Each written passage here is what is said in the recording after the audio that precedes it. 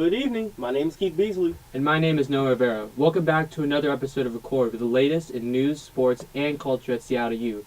This week we're covering the Crosscut Festival and how it feels like to walk around campus without a backpack. But first, the news. A day ago, Amazon announced it will be donating $3 million to SU for the new Center for Science and Innovation that is currently under construction. This gift supports the school's commitment to increase access to computer science and STEM education, particularly for women and underrepresented minorities.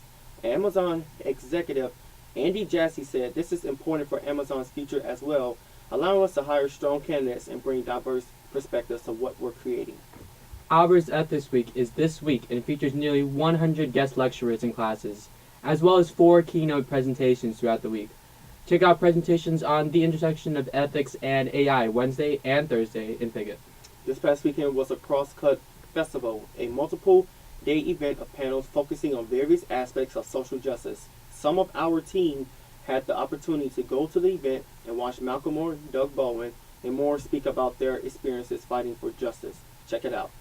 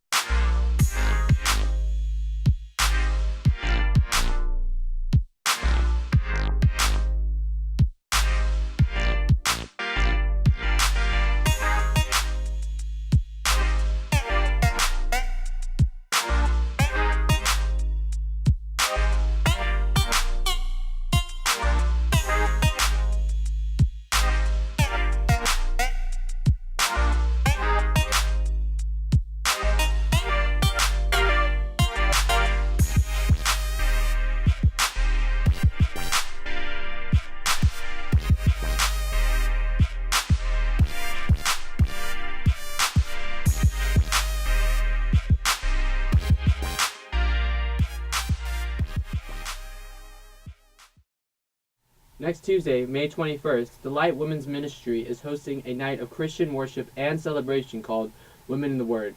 There will be food, music, and a message from Aaron Barry Anderson. There will also be a clothing swap, so bring all your old clothes, grab something new, and the rest will be donated to Mary's Place. This Friday is a Halfway There event held by SGSU to celebrate the halfway point for the class of 2021. If you're a sophomore, head to the Douglas Courtyard at 7 p.m. for food, music, and games. There will also be a free shirt available for sophomores while supplies last, so don't forget your student ID. Congratulations, sophomores, for making it through your first 2 years. Wow, what a milestone. The 30th annual Quad Stock is this Saturday. In the evening, there will be performances by Max, Eve and Gia, Display, and the Battle of the Band winners, the Kids Club. Tickets for the concert are available right now at the Hub. And don't miss the daytime portion for food and games. We'll be there, so come by and say hi. This Sunday is the 37th annual Nordstrom Beat the Bridge Run. This run raises money for the Juvenile Diabetes Research Foundation, which helps type 1 diabetics and their families. So far, the run has raised $1 million of their $2 million goal. The run starts at the UW Stadium, so be sure to show up to support them and give $1 or $2 if you can. And in sports, the SU softball team is going to the NCAA championships for the first time ever after they won the WAC championships this past weekend. Our team will duke it out with Mississippi in the first round. Take a look at all these astounding plays. That one ripped. If it's fair, it's going to score the first run. It does. Vigiano is going to score easily. And Cathcart pulls into second with the double. And hey, looky here, Seattle in the 5th inning. She was tagged with all 4 runs that the Lopes scored. That one ripped down the line and over Hernandez. Cathcart is going to come in to score. Back-to-back doubles. And with 1 down, Seattle U has a 2-0 elder, and then the coach of the year, Coach Rodolph. Strike 3 on the outside. They came out gangbusters and did the mercy rule. Into right, Choate tracks it down. Nice In the game and give Diaz extra rest. That one, if it gets to the wall, they're going to score. Vigiana on her horse. She's coming around the throw to the plate. Not going to be in time. Cathcart does it again. 2-2. Swing and a miss. Strike 3, 4th strikeout of the ball game. To get the strike. The 0-2. Swing and a miss. Gas right there. In the air, popped her up. Ree, the senior, makes the grab, and Seattle U is your 2019 WAC Softball Tournament champs. What outstanding composure and what a tremendous pitching performance by Carly Nance and support by the entire Red Hawks squad.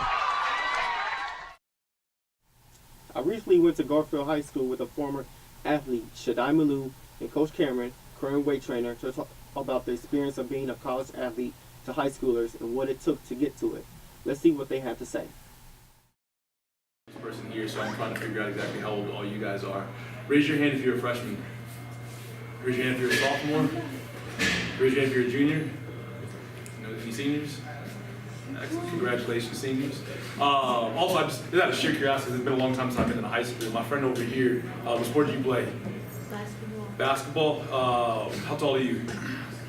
4'10". You are the same height I was freshman year. So just keep that in mind. You were almost the exact same size I was when I was a freshman in high school. So a little bit about myself. My name's Cam Williams. Currently, I'm the head strength and conditioning coach over at Seattle University. In high school, I had like dreams to be a good high jumper, and I'm from Zambia, so I wanted to be part of like the Zambian national team. If you don't know where Zambia is in Africa, I'm African. And I remember going to practice and working hard, and I never went over one bar my freshman year. Like the starting height is 5 feet. I never went over one of those, but I still had like this desire to be a good high jumper. Like I wasn't any good, and my coach didn't really believe in me. She was like, "Oh, you should go try this other event. Like you should probably quit high jump." But I just kept going with it. And I remember my junior year, I started getting a lot better. I went to state and had grown a little bit, but I never forget my coach telling me, he's like, "Hey, do you want to go to college?" And I was like, "Yeah, like I'll go to college and I'll just go to college." He's like, "No, do you want to like do sports in college?" And I was like, "Yeah." And I'll never forget, he was like, actually no, he asked me if I wanted to do sports in college, and I was like, "Nah, I'm good, just going." He's like, "You know you're not gonna get any girls, right?" I was like, "You're messed up. It's not why I'm going to college." That's supposed to be a joke, by the way. And so I think the issue in today's day and age is that we think we need to be the best in order to move forward in something that we love. And I just remember, even in high school, I was nowhere near the best athlete. I had coaches that they didn't really believe in me, didn't really give me much playing time and all that kind of stuff. But I'll never forget, just in my heart of hearts, I had a few people who I knew. Like my brother, he ran track at University of Oregon. I knew I had him. I had a small group of people who I knew believed in me. And I listened to J. Cole a lot in high school. And one of his songs, it like really resonated with me. He said, if they don't know your dreams, then they can't shoot you down.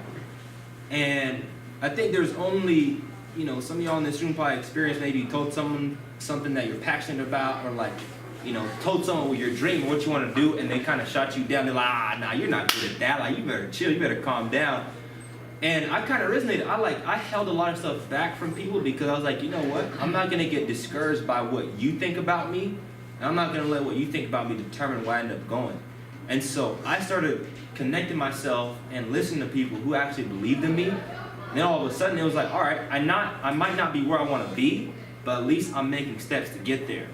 And so just to encourage you, like, even if people have said some words over you that have made you feel like you're not enough, you're not valuable, you're not going to be good enough, I just re-encourage you that, you know what, you actually are good enough, you actually will one day have the talent, you actually do have it in you to be who you want to be. I absolutely love that they're encouraging high school athletes to continue to college. Hey Keith, have you ever walked around campus without a backpack on? Yeah, why? Well, was it weird for you? No, not at all. Why would that be weird? No reason why. Cameron and Sophie took to the streets of SU to ask exactly that. Hi, I'm Cameron, and today we're asking SU students if they feel uncomfortable walking around campus without their backpack.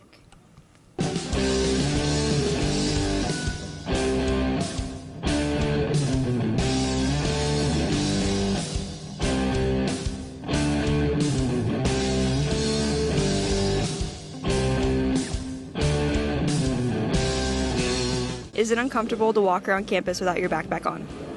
No. No. No. No. No. No. No. No, I don't think so. Not really. No, it's not. I've never thought it was before, but I could see the argument for that.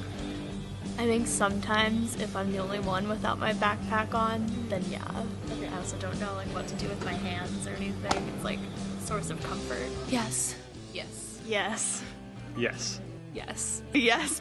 Yes. Hi, I'm Sophia, and it appears most SU students are fine walking without their backpack on campus. We're going to take a look into one of Cameron's therapy sessions to figure out why it is she's so uncomfortable walking without a backpack on campus. So what was it, Cameron, about walking without the backpack? What was it like? It was lonely. It wasn't okay. It was just really dark. I just felt all alone in this world. Like nothing mattered. Like I didn't matter. It's just didn't matter. So, what is so different between the backpack and no backpack?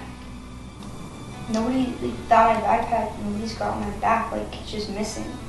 My back's exposed to the world. Like people can stab me in the back. It carries like my stuff. Like it's always been there for me.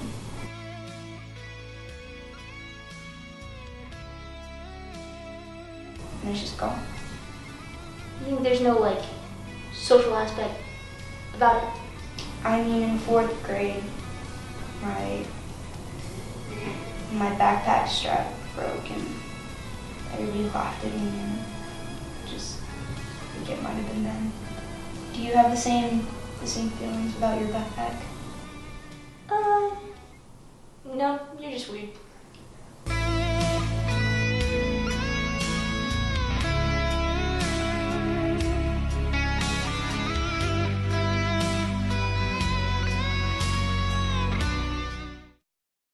That's it for tonight, folks. Thank you for watching another episode of Record. Join us next episode where we will catch you up on all the news that you've missed at CLU. And check out our YouTube page for more exclusive content from the Red Hawk Entertainment Network. And don't forget to follow us on Instagram, Twitter, and Facebook at RenCLU.